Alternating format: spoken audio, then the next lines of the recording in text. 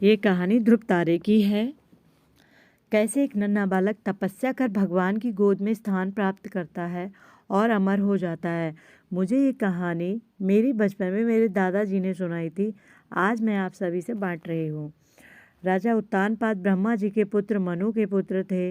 उनका विवाह एक बहुत ही सुंदर कन्या से हुआ था जिसका नाम सुनीति था। राजा अपनी पत्नी से बहुत प्रेम करते थे, इसीलिए उन्हें कोई संतान नहीं थी। इसीलिए रानी ने राजा को दूसरा विवाह करने के लिए कहा। राजा अपनी पत्नी से बहुत प्रेम करते थे, इसीलिए उन्होंने मना कर दिया और कहा कि दूसरी पत्नी के आने से तुम्हारा स्थान कम हो जाएगा। जिस पर सुनीति ने कहा, मुझे आप पर विश्वास है, ऐसा नहीं होगा। राजा को सुनीति की हट माननी पड़ी और उन्होंने दूसरा विवाह कर लिया। उनकी दूसरी पत्नी का नाम सुरुचि था। विवाह के बाद जब सुरुचि महल आई तब उसे राजा की पहली पत्नी के बारे में पता चला। ये जानने के बाद सुरुचि ने उत्तानपाद से कहा, जब तक आपकी पहली पत्नी वन प्रस्थान नहीं करेगी वो महल में प्रवेश नहीं करेंगी। ये सुनकर सुरुचि स्वयं ही राजमहल त्याग कर वन में रहने चली गई। कुछ समय बाद राजा शिकार के लिए वन में जाते हैं और घायल हो जाते हैं। यह बात जब सुनीति को पता चलती है तो वो राजा को अपनी कुटिया में लाकर उनका उपचार करती है। राजा कई दिनों तक अपनी पहली पत्नी के साथ रहते हैं।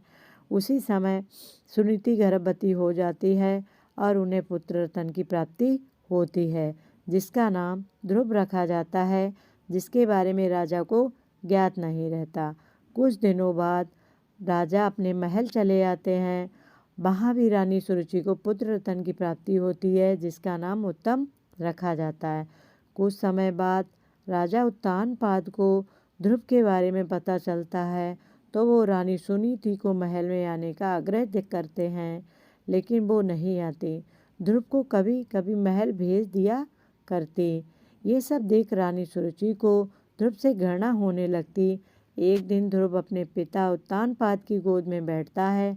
ये देखकर रानी सुरुचि को क्रोध आ जाता है और वो उसे धक्का देकर अपशब्द कहते हैं और उसे छोड़ी हुई स्त्री का पुत्र कहकर अपमानित करती हैं। नन्हा ध्रुव कुटिया में आकर माँ को पूरा घटनाक्रम सुनाता है। तब माता सुरुचि उसे समझाती है, बेटा अगर कोई बुरा कहे तो उसके बदले में उसे बुरा मत कहो, इससे तुम्हें ही हानि होगी। अगर तुम अपने पिता की गोद में ससम्मान बैठना चाहते हो तो भगवान विष्णु की उपासना करो, वो जगत पिता हैं। अगर बैठना है तो उनकी गोद में बैठो। बालक ध्रुव के मन में ये बात बैठ जाती है और वह यही भाव लिए यमुना तट पर नहाने जाता है। वहाँ उसकी मनोदशा जानकर नारद मुनि आते हैं और वो ध्रुव को भगवान की भक्ति में विधि बताते हैं, जिसे जानने के बाद ध्रुव कठोर तपस्या में लीन हो जाता है। कई महीनों तक खड़े होकर तपस्या करता है।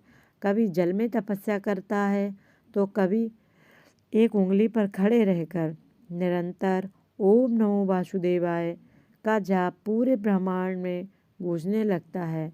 नन्हे से बालक की इस घोर तपस्या को देखकर भगवान उसे दर्शन देते हैं। बालक ध्रुव भाव विभोर उठता है और कहता है, मुझे माता पिता की गोद में बैठने नहीं देती। मेरी माँ कहती है कि आप इस दृष्टि के पिता हैं, अतः मुझे आपकी गोद में बैठना है। भगवान उसकी इच्छा पूरी करते हैं और उसे तारा बनने का आशीर्वाद देते हैं, जो कि सप्त ऋषियों से भी ज़्यादा श्रेष्ठ होगा। उस दिन से आज तक आसमान में उत्तर दिशा की ओर ध्रुव तारा चमक रहा है। ध्रुव तारे की कहानी आपको कैसी लगी, कमेंट जरूर करें।